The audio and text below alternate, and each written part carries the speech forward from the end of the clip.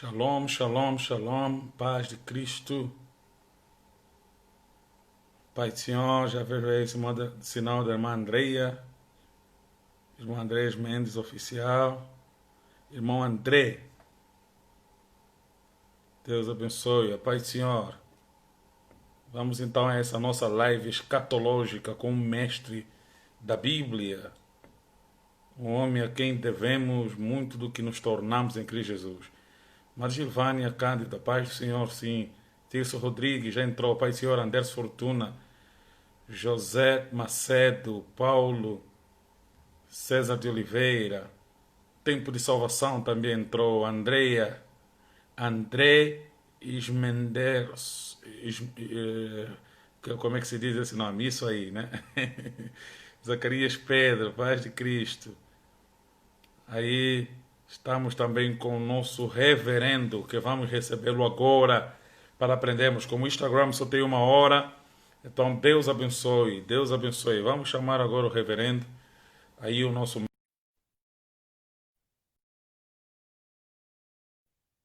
cristão. Vamos receber o reverendo. A paz de Cristo, mestre. Olá! Tudo bem? Tudo na paz. Aí de Cuba também praticamente uma nova história. Paz. Saudação cordial para você, pastor Sadak, para a sua família, para a igreja do Senhor Jesus aí em Luanda. Amém. Sintam-se abraçados por nós aqui no Brasil e a todos os nossos queridos irmãos angolanos. Que a graça de Deus seja manifesta diariamente nas vossas vidas. Amém. E que possais estar cada dia mais atentos à volta de Jesus, que dar-se-á nesses dias. Amém. Estamos vivendo aquele clima de expectação, como algo estivesse para acontecer, de uma maneira profundamente bíblica, né? Saturado nas escrituras de tantos sinais que estão acontecendo em todo o planeta Terra. E nós, os cristãos que servimos a Deus, estamos de veras percebendo de que algo repentino está para acontecer. Amém. Esta é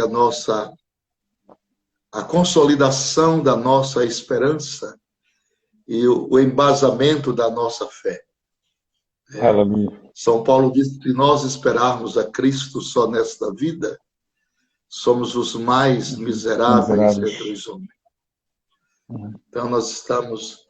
Muito obrigado, eu estou muito honrado em lhe conhecer assim de perto, né, pelas redes sociais. Redes sociais, vai ser de perto, fisicamente, breve.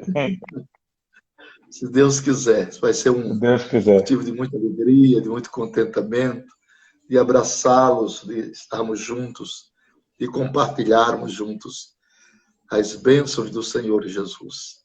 Amém. Esta igreja de Luanda, de Angola, da África, ela me seduz muito, que eu acho muito lindo a maneira expansiva dos crentes angolanos louvarem a Deus. Sim. Eu acho salutar. Claro que diverge de província para províncias. Sim. Mas eu acho muito bonito essa maneira, essa entrega total no culto a Deus, principalmente na parte do louvor. Me impressiona muito. Os crentes angolanos, ao meu ver... em Moçambique? É? Já esteve em Moçambique, o reverendo? Não estive, não.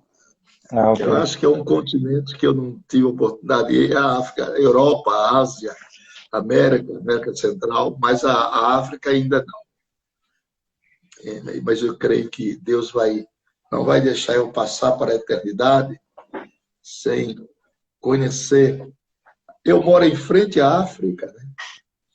Eu moro em frente à África. A África está aqui do outro lado, né? Eu moro no ponto mais oriental das Américas.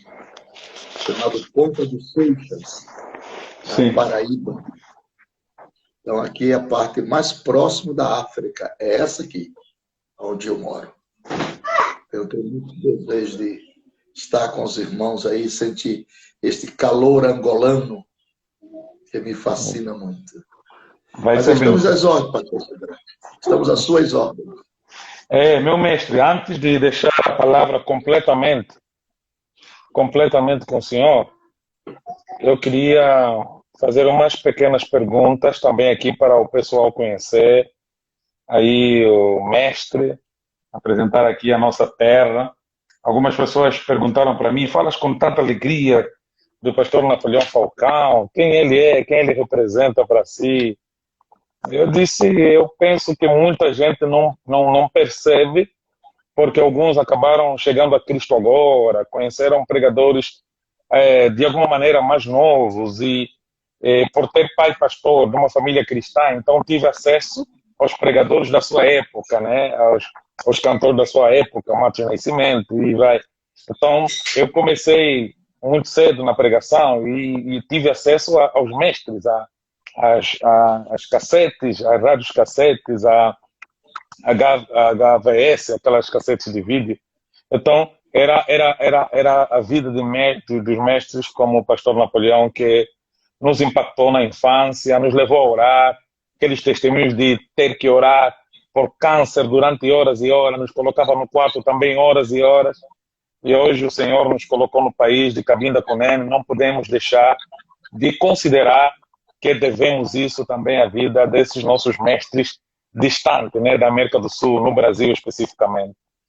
Então, eu queria que o pastor falasse com breves palavras, né,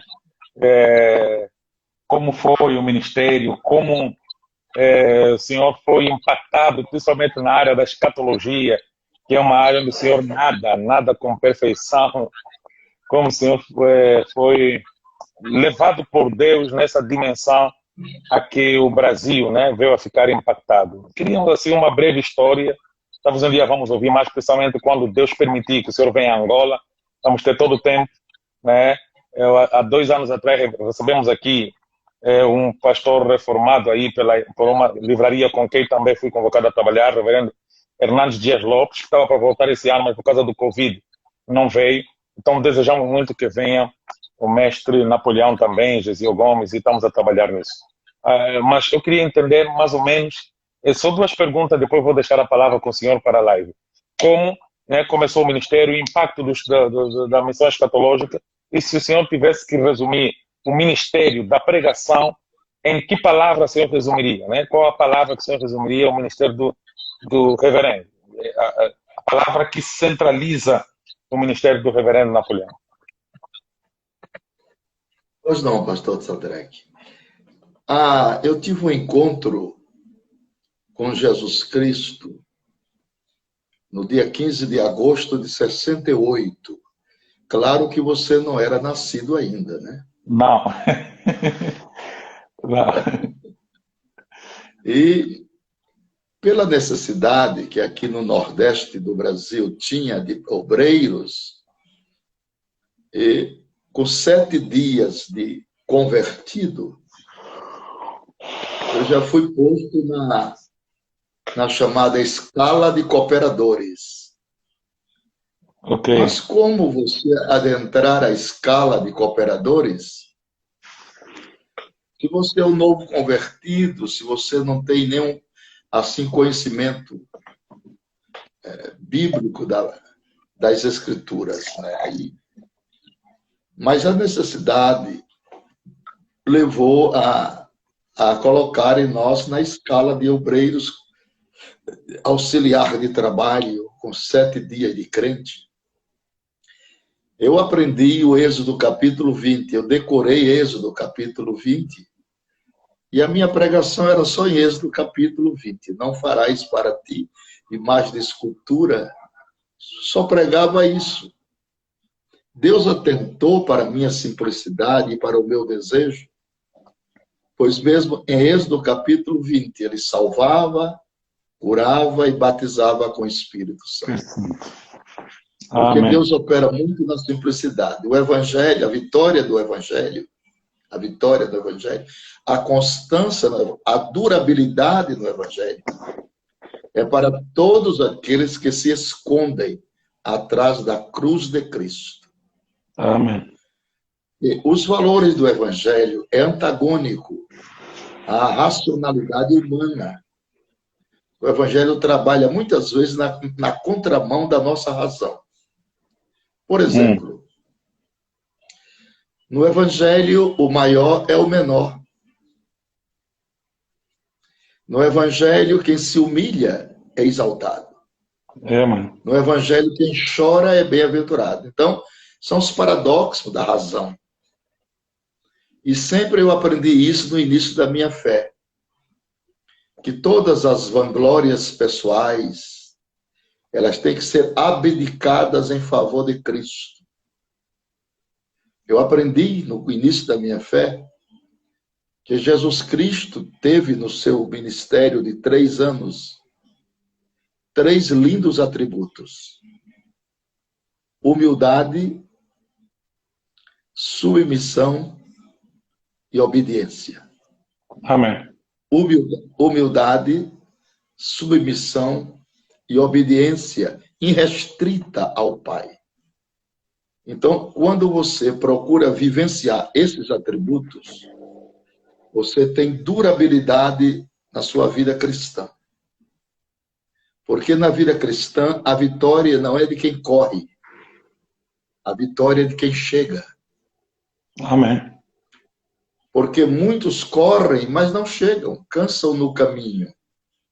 Então tem que haver esses critérios. A vida cristã é um diamante, que você precisa lapidar ele todos os dias. Todos os dias, cuidar dessa vida cristã. Temperar a vida cristã. Moldar a vida cristã. Exercer a vida cristã com muito tato, com muita prudência e com muita vigilância. Ter cuidado nas palavras. Agora, o momento agora é de escatologia. As pessoas no Brasil nunca foram tão despertadas para esse tema como em nossos dias. E eu sempre vivi a escatologia no começo da minha fé. Essa matéria me atraiu logo no começo da minha fé. E alguém disse: pastor, por que é que o senhor encerra as suas mensagens sempre com a vinda de Jesus? Eu disse: sabe por que eu encerro minhas mensagens sempre falando da vinda de Jesus? Porque a Escritura me dá o embasamento para tal. Por exemplo, nós temos em toda a Bíblia Sagrada, do Gênesis ao Apocalipse, 1845 versículos alusivos à volta de Cristo. 1845 versículos. Teses bíblicas contundentes. Nós temos no Velho Testamento 1527 versículos atinentes à volta de Cristo. Nós temos 318 referências no Novo Testamento falando da volta de Cristo. Então, eu não estou fora do parâmetro, eu não estou pregando algo que seja antibíblico ou extra-bíblico. Eu não estou pregando algo nem antibíblico, nem extra. Eu estou pregando algo bíblico. Algo bíblico. E quem vive pregando a Bíblia tem durabilidade. Tem durabilidade na sua própria crença. Porque a Bíblia é o elemento direcional da vida cristã. É o pêndulo do relógio divino. A Bíblia é a bússola que leva-nos ao porto seguro. Amém. Então, as pessoas, hoje, eles estão atidas mais às coisas que dão certo e não às coisas que estejam certo. Porque nem tudo que está dando certo significa moralmente, eticamente e biblicamente que esteja certo. Então, a durabilidade do Evangelho são aqueles que se atêm à palavra, vivem a palavra, pregam a palavra, creem na palavra, meditam na palavra, têm consciência de que a palavra de Deus é a métrica substancial que nos leva a Deus. Amém. Então, e você sabe que isso, pastor Sabetti, depende muito das suas raízes, dos seus começos. Sim. Quem foi o seu alfaiate que cozeu as suas primeiras roupas espirituais? Isso é muito importante. Paulo disse, sabendo de quem tens aprendido. Então, você salvaguardar estes princípios lhe dão constância, firmeza e durabilidade. O Evangelho não é um fogo de palha que acabou e depois passa. Não. O Evangelho é constância, simétrica, cotidiana. Né? Amém. Cada dia mais eu morro e cada dia mais Jesus Cristo vive em mim. Vive em mim. Na proporção que eu vou morrendo, ele vai vivendo. Isso acende muito da sua escola. Porque os conhecimentos bíblicos, eles emanam de 3 fontes. Todo conhecimento, ele origina-se de 3 fontes. Primeiro, herdados. Aqueles conhecimentos que você herdou dos seus mestres, dos seus pais espirituais, do seu começo. O segredo está na plataforma que você monta no começo, as raízes. Segunda fonte do saber é aqueles conhecimentos pesquisados, né? Você investe em bons livros e você pesquisa e você ama o conhecimento. Esses conhecimentos pesquisados são salutares. Agora, dentro do conhecimento pesquisado, você tem que ter um critério chamado critério seletivo. Os livros é como peixe, tem que saber separar as espinhas e continuar comendo. Isso aí, o tempo vai maturando as próprias ideias. E a outra fonte do conhecimento é o conhecimento revelado. É aquele que advém ao homem cristão por uma vida devocional de oração e de comunhão com Deus. Quanto mais for a sua comunhão com Deus, quanto mais for o seu relacionamento com Deus, mais as portas das revelações bíblicas serão abertas. Quer dizer, o meu culto só é bom à noite quando o meu relacionamento com o Espírito Santo é agradável durante o dia. Então, eu não posso ofender o Espírito Santo. Eu não posso machucar o Espírito Santo. Eu tenho que viver uma vida no parâmetro que agrade ao Espírito Santo. Porque o Espírito Santo, ele não tem a função aqui na Terra só de convencer o homem do pecado, da justiça e do juízo. Não. Ele tem outra nobre função. Amém. Que é prescrutar a mente de Deus, sondar a mente de Deus e revelar os desígnios de Deus para o homem. Então, ele sonda, prescruta e revela. Sonda, prescruta e revela. Esta ação é do Espírito Santo. Então, eu tenho que viver em plena harmonia com Deus Espírito Santo, para que não perca o crédito, porque o Evangelho é crédito. Você saca na proporção do seu crédito. Sim. O banco, onde você deposita as suas economias, é também assim. O seu saque é proporcional ao seu crédito. Se você não tem crédito, então você não tem direito a sacar.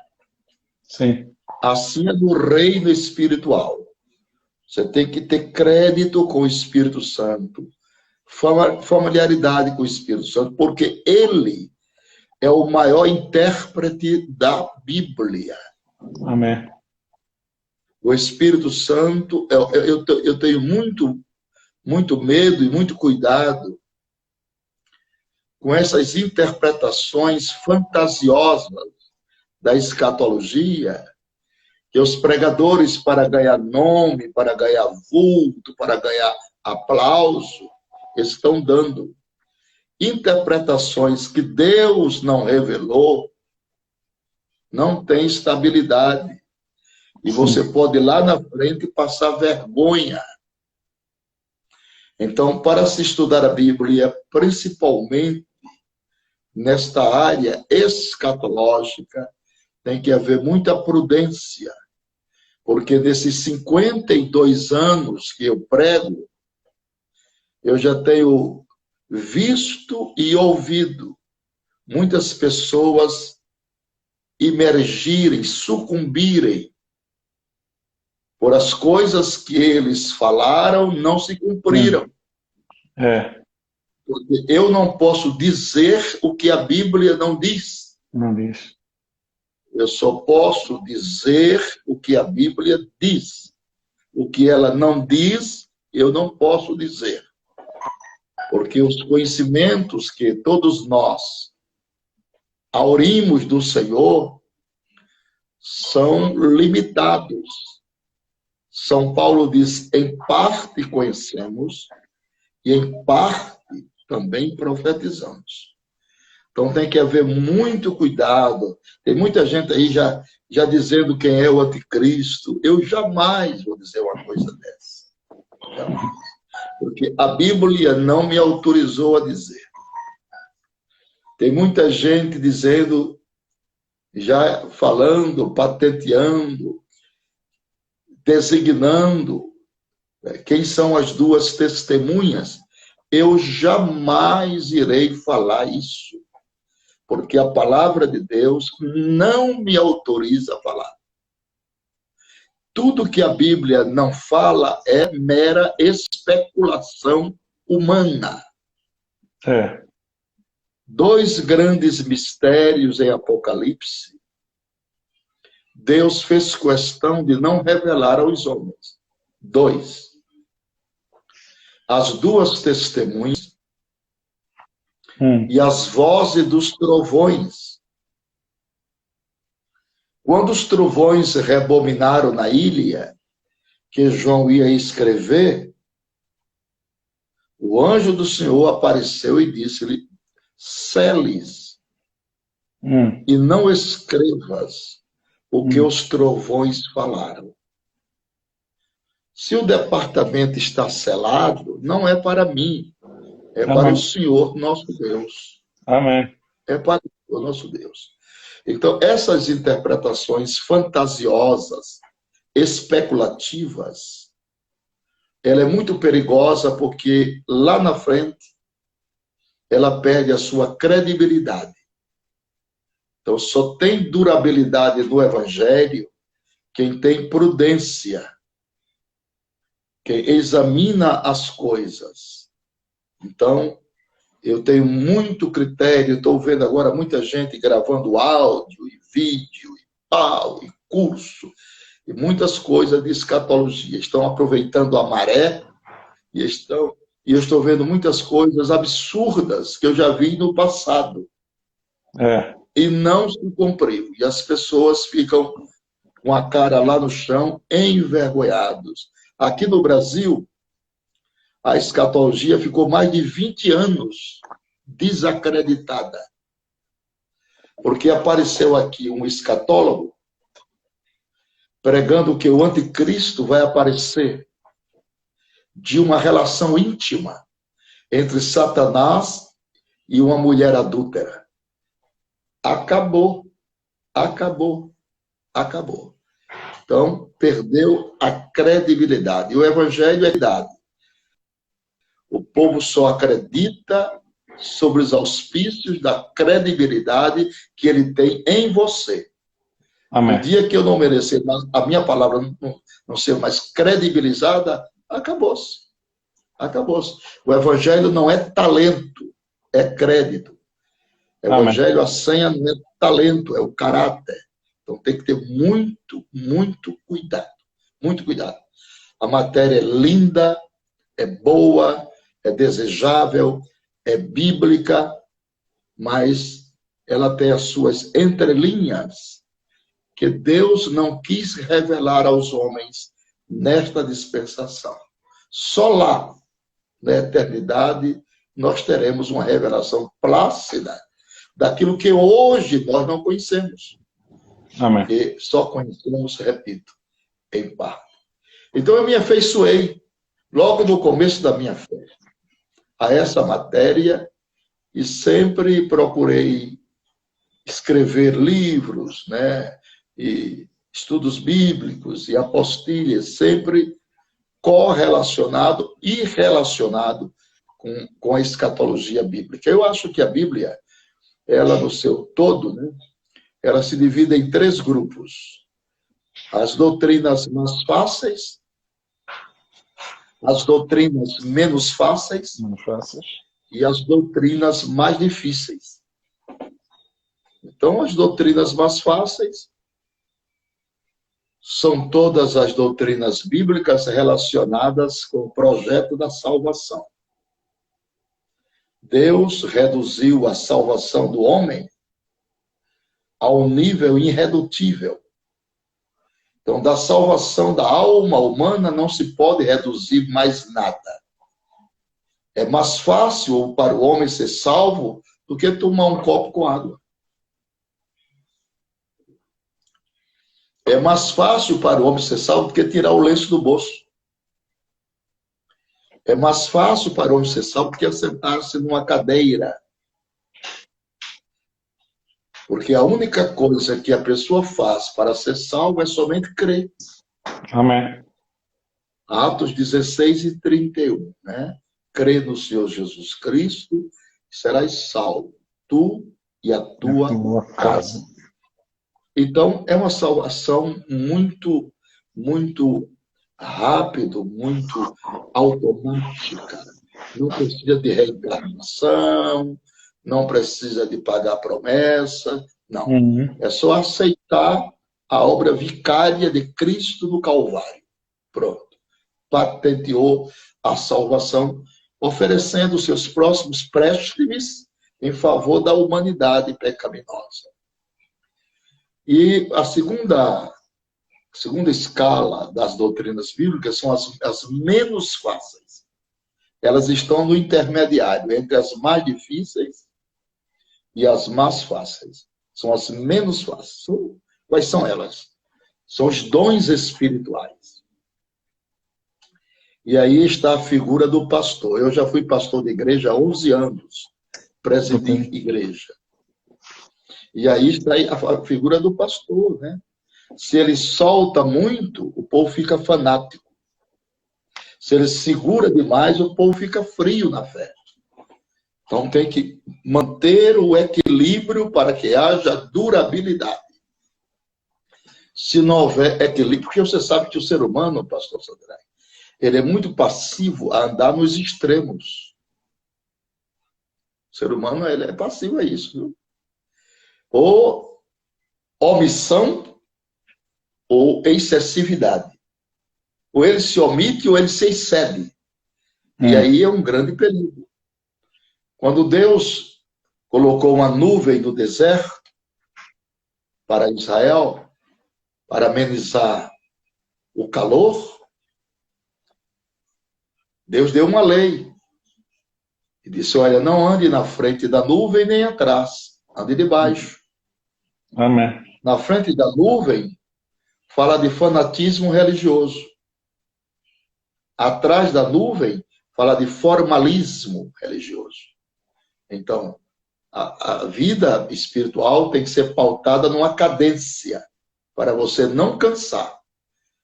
Porque os últimos dias da nossa vida devem ser melhor do que o começo deles. Como começou Saul?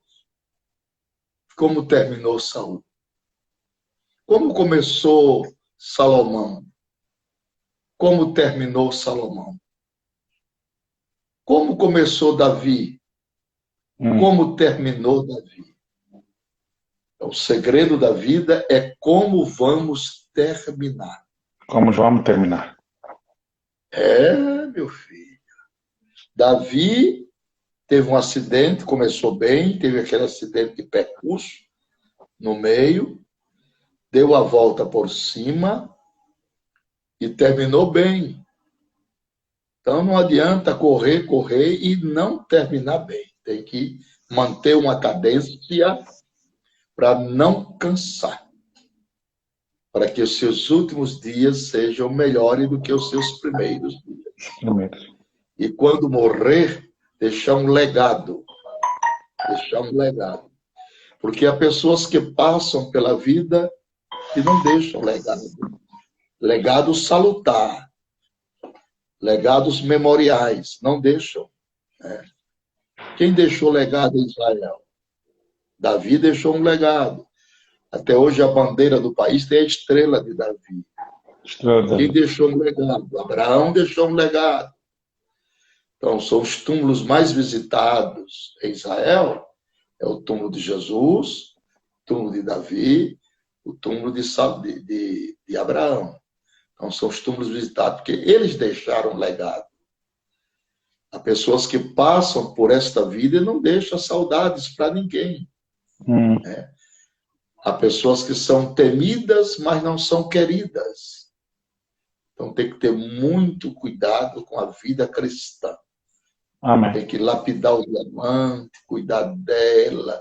Porque isto, pastor Sadraque, é o maior tesouro que eu tenho e que eu acho que você tem também.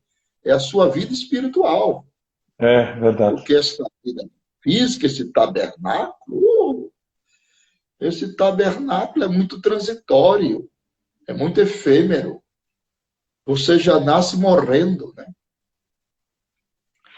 Um cientista francês chamado Roberto Rucchi, ele descobriu um estudo sobre as teorias das células humanas.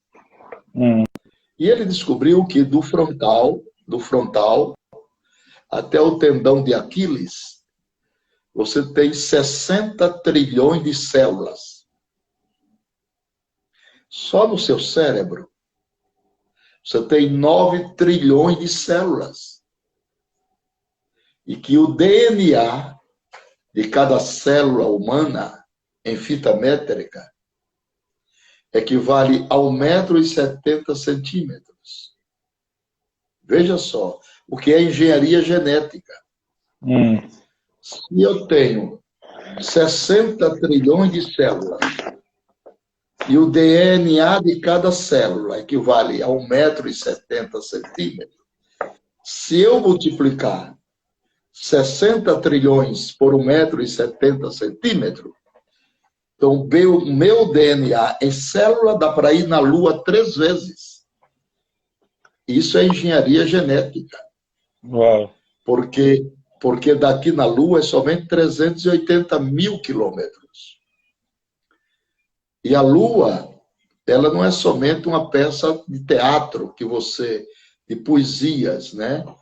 A Lua, ela não foi feita por Deus só para clarear a noite. A Lua é a maior diaconisa que Deus tem no espaço sideral. A Lua, ela clareia a noite e oxigena os mares. Se não fosse a Lua, os oceanos seriam pútridos. Não havia vida marinha, nem havia equilíbrio nas placas tectônicas dos mares. Então, a Lua, esse processo chama-se Tábuas das Marés. E quem comanda isso é a Lua, oxigenando o mar, os mares, para que eu e você tenhamos um alimento saudável. Peixe, camarão, crustáceo, tudo porque a Lua oxigena. ela elimina toda a podridão dos oceanos e equilibra as placas tectônicas através dos pântanos, são os equilíbrios dos mares. Amém. Então, tudo que Deus fez pensando no homem. O homem é o alvo do amor, da misericórdia, da compaixão divina, viu? Porque é interessante, porque Deus é gregário. Deus é gregário. O que é isso?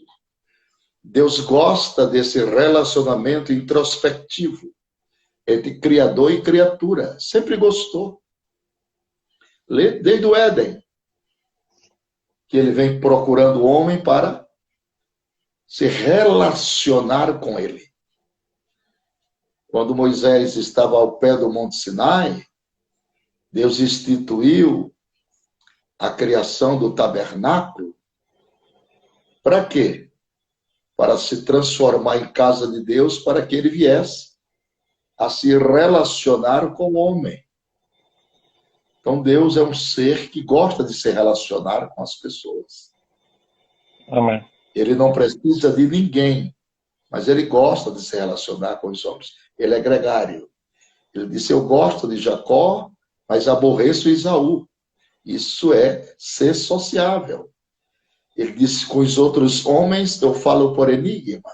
Com Moisés eu falo cara a cara. Isso é relacionamento. Amém. Jamais ocultarei o que eu faço a Abraão. Ele é meu amigo. Isto é relacionamento. Então, Deus gosta de se relacionar com o homem. Nesses últimos dias, ele tem mostrado essa contundência veraz do seu relacionamento com o homem. Mostrando, dentro da escatologia, que o homem fique atento, fique varonil, fique num clima de expectação, porque Mateus 24 e 44 diz que o Senhor virá a hora em que não pensais. A hora em que não pensais. Então, a locução profética, ela é muito forte nesses últimos dias. E mesmo se as pessoas não têm nenhum conhecimento bíblico, ele pode observar isso na evidência dos grandes sinais que estão pairando sobre a terra. Algo está para acontecer. Amém. A iminente volta de Cristo Jesus. Obviamente que será dentro do contexto da história universal, o maior acontecimento já historiado nas profecias. O rapto da igreja. O desaparecimento de um povo dos 5 continentes. Sem nenhuma explicação lógica. O raptare, que dar-se-á em 3 milésimos do segundo, que na nova gramática grega atualizada, não é abrir e fechar de olhos, é abrir e piscar de olhos. É num pisco. E por que é que nós piscamos? Agora vem a ciência corroborar com as escrituras. Porque quando você pisca, você delata um canal chamado canal lacrimal. Aí ele expele um líquido que lubrifica o humor-vítreo. Este pisco compreende a 3 milésimos do segundo, chamado átomo do tempo. Um átomo do tempo. Então, neste período muito breve, dar-se-á aquilo que nós chamamos de ressurreição dos mortos em Cristo. E uma das coisas mais importantes da ressurreição dos mortos, o que me torna assim cada dia mais fascinado, é daqueles mortos que morreram nos mares. Ora, nós temos 5 oceanos, né? Os maiores, né? Atlântico, Pacífico, Índico, glacial ártico e glacial antártico. São os maiores oceanos da Terra. Então, há milênios, muitas pessoas morreram em naufrágios, crentes em Jesus, salvos em Cristo. Amém. Foram comidos por tubarões famintos, né? Na lógica humana, não resta mais nada ali. Amém. No fundo dos oceanos, dado a longevidade do tempo. Só que Deus não perde a identidade de nenhum deles. Porque todos os homens estão arrolados na palma das suas mãos e no pêndulo da sua onisciência. Aleluia. Deus não perde jamais a identidade dos homens. Paulo não ressuscita Pedro. Pedro não ressuscita André. André não ressuscita João. Cada um terá a sua própria individualidade personal. É uma coisa extraordinária. Aleluia. E a Bíblia diz: e o mar dará aos seus mortos que neles haviam. Paulo explica isso aos crentes de Tessalônica com muita precisão. Nós não precederemos aos que dormem. Dormir aí refere-se ao corpo e não à alma. Existe na Bíblia, por conseguinte, pastor Sadraque, 4 designações da palavra alma na Bíblia. Primeiro, alma como pessoas, como indivíduos. Romanos capítulo 13, verso 1. Nos diz assim o texto sagrado. Toda alma seja sujeita às potestades superiores. Porque não há potestade que não venham de Deus, e as potestades que existem foram ordenadas por Deus. A alma ali é pessoas. Toda alma, todas as pessoas, obedeçam aos poderes constituídos para serem bons cidadãos, cumpridores das leis e que cumpram com seus deveres.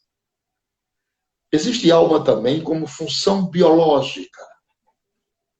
Por exemplo, Levítico capítulo 17, verso 11. Está escrito: porque a alma da carne está no sangue. É o sangue que faz expiação pela vida. Então, alma ali não é mais pessoa. Alma ali é o sangue. Extinguir-se o sangue do corpo, cessou a vida, a patologia da vida física. Existe alma também como sentimento do homem. Lá no Getsemane, Jesus disse: a minha alma está cheia de tristeza até a morte. Ficai aqui e velai comigo. Glórias a Deus. Sentimento abatido. A 4ª designação da palavra alma na Bíblia. Alma como parte mortal do homem. 10:28 de Mateus. Não tem mais o que mata o corpo e não podem matar a alma. Então a grande pergunta é essa: quem vai ao céu? A alma ou o espírito? Nós somos tricotômicos. O corpo é a bainha da alma. A alma é a sala de gravação do espírito. Tudo que vai ao espírito passa primeiro na alma, como sede das nossas emoções, do mundo ao nosso redor. Eclesiastes 12:7 está escrito: porque o corpo volta à terra que eu era, o espírito volta a Deus que eu dei. Apocalipse 6:9 está escrito: vi debaixo do altar de Deus as almas dos que foram mortos pelo testemunho de Jesus Cristo e que clamavam e diziam: até quando? Senhor justo juiz, dominador dos céus e da terra, vingarás o sangue daqueles que habitam sobre a terra. João viu as almas dos mártires pedindo justiça, clamando.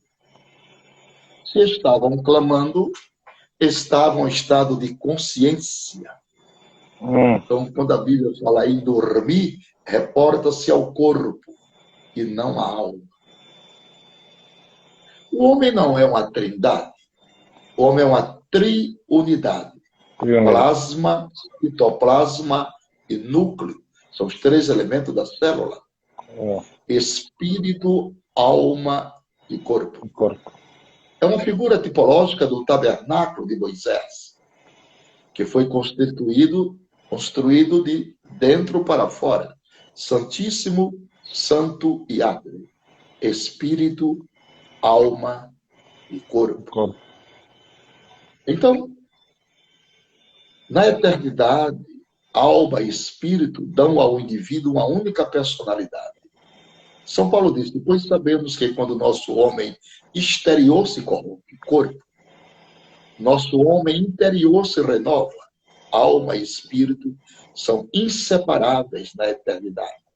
É o elemento eterno, por essas 4 designações que vimos. João viu as almas dos mártires clamando em estado de consciência. Isso significa dizer que na eternidade nós teremos 2 grupos de salvos. Número 1, a igreja. A igreja é distinta. Ela receberá do seu laurel uma pedra branca e um novo nome. E os mártires, que não receberão pedra branca, receberão palma nas suas mãos. Porque a política social de Deus e soteriológica é salvar o homem. Deus não abdica da salvação do homem. Por isso ele realizou 7 dispensações e 8 alianças para a salvação do homem. O ponto focal de Deus é o homem. Porque Deus amou o mundo de tal maneira que deu seu Filho unigênito, para que todo aquele que nele crê não pereça, mas tenha vida eterna. Mas a graça de Deus se ha manifestado, trazendo salvação a todos os homens. Então, a política de Deus, soteriológica, é salvar o homem. Disso ele não abdica. 7 dispensações, 8 alianças e 3 evangelhos. Vamos repetir? 7 dispensações, que são tempos probatórios de oportunidade que Deus dá ao homem. 8 alianças dispensacionais e 3 evangelhos. Primeiro temos esse evangelho da graça, que já é pregado há mais de 2000 anos. Qual é o alvo? Salvação do homem. Resgate do homem. O homem é a obra-prima da sua criação. E depois do arrebatamento da igreja, haverá salvação? Lógico. Se Deus fosse limitado como eu sou limitado, talvez não houvesse salvação. Se Deus fosse mesquinho, como eu sou mesquinho, talvez não houvesse mais oportunidade. Mas como as misericórdias de Deus não têm fim, razões sobejas de não sermos consumidos. Então Deus enviará um evangelho chamado Evangelho Eterno, depois do arrebatamento da igreja. Aonde este evangelho eterno se consolida? Não será pregado mais por homens, mas por anjos. Apocalipse 14, versos 6, 7 e 8. Vi descer do céu um anjo, que tinha nas mãos o evangelho eterno, para proclamar a todos os habitantes da terra, nações, tribos, línguas. São 3 anjos. O capítulo 14:6 aparece o primeiro anjo. O capítulo 14:8 aparece o segundo anjo. O capítulo 14 de Apocalipse 9 aparece o terceiro anjo. São 3 anjos proclamando o evangelho eterno na grande tribulação. Aí vem Apocalipse 7, verso 9. É muito lindo. Essa eu vou ler porque eu não lembro assim totalmente.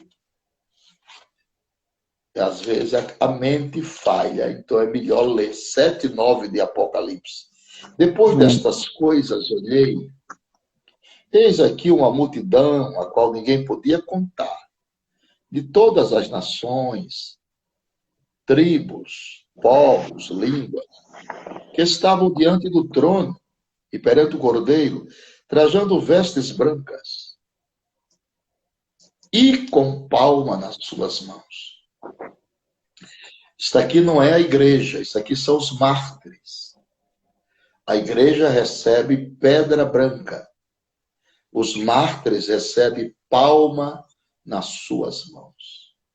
Amém. Aí há uma pergunta no versículo 13. Versículo 13. E um dos anciãos me falou dizendo, estes que estão de vestidos brancos, quem são? E de onde vieram? Ao versículo 14 responde. E eu disse, Senhor, tu sabes. Ele disse, estes são os que vieram. Na minha Bíblia, que é ultra-ortodoxa, seu linguajar é mais afinado com o grego original, ela diz assim, e eu disse-lhe, Senhor, tu sabes. E eles disseram, estes são os que vieram. Ele não fala aqui da grande tribulação. Eles vieram de grande tribulação. É uma preposição simples. Por que não diz da grande tribulação? Diz de grande tribulação. Aqui é o detalhe. Eles não vieram especificamente da grande tribulação. Da tribulação após o arrebatamento. Eles vieram de todas as tribulações.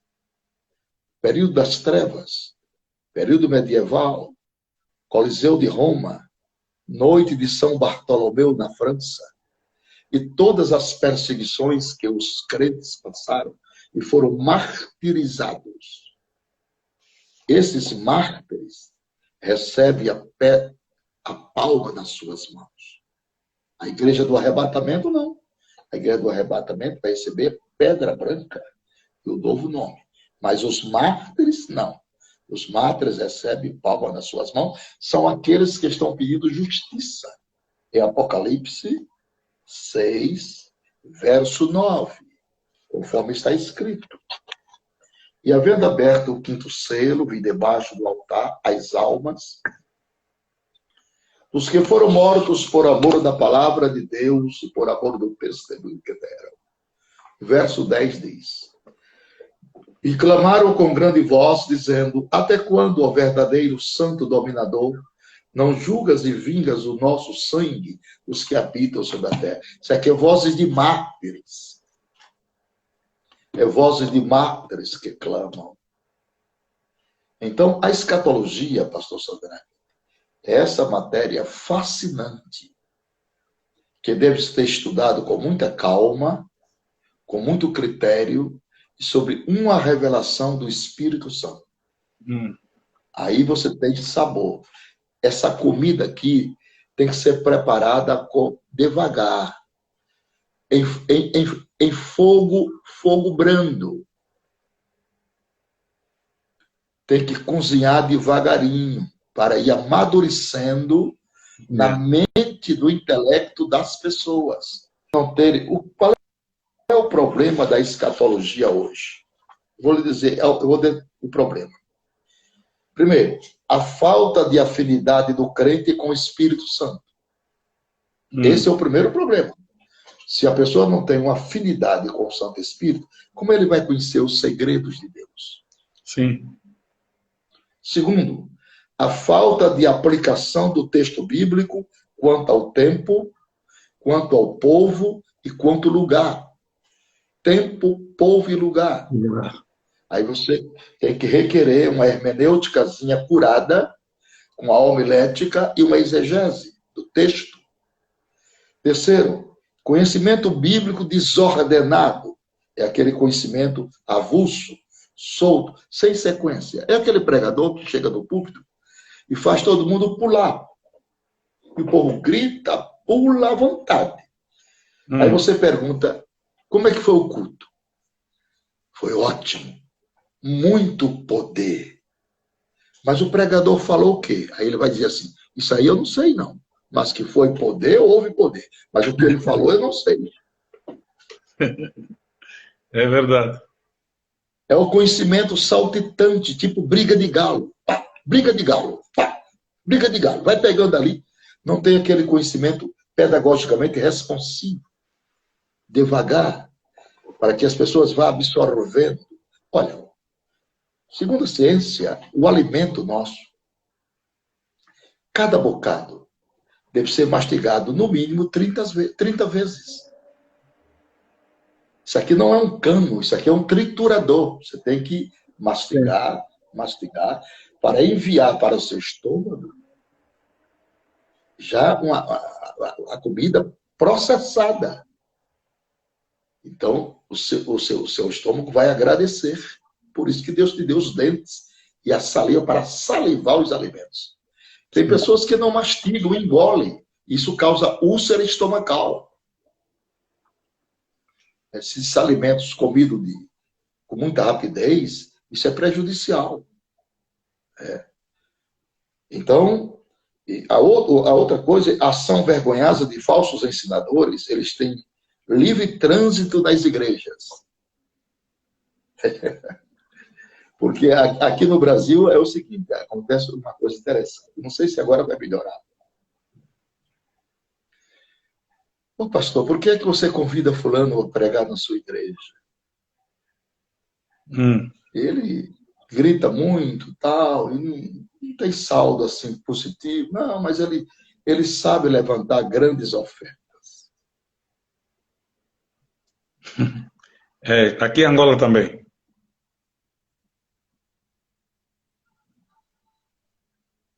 E aí fica a pergunta, com quem você fica? Com saldo positivo econômico ou com saldo positivo do reino espiritual? A Bíblia pauta, em primeiro lugar, para isso. Mas buscar, em primeiro lugar, o reino de Deus, e a sua justiça. Amém. As coisas não são objeto de prioridade, são objeto de consequências. Prioridade é o reino de Deus. É muito lindo você chegar numa igreja devidamente ensinada, postura ética. Porque a Bíblia, ela não só traça o plano da salvação, não. A Bíblia também é um código de ética, de educação. E o senhor pode notar que todo homem espiritual, grave essa, todo homem espiritual, obviamente, ele é educado. Porque a Bíblia educa, ela molda o homem, faz o homem leve, macio, educado, acessível, ansioso. Quando morre, deixa saudades. Então temos que ter cuidado com o nosso legado. O que estamos ensinando, como estamos ensinando e o que estamos ensinando ao povo de Deus. Mais alguma pergunta?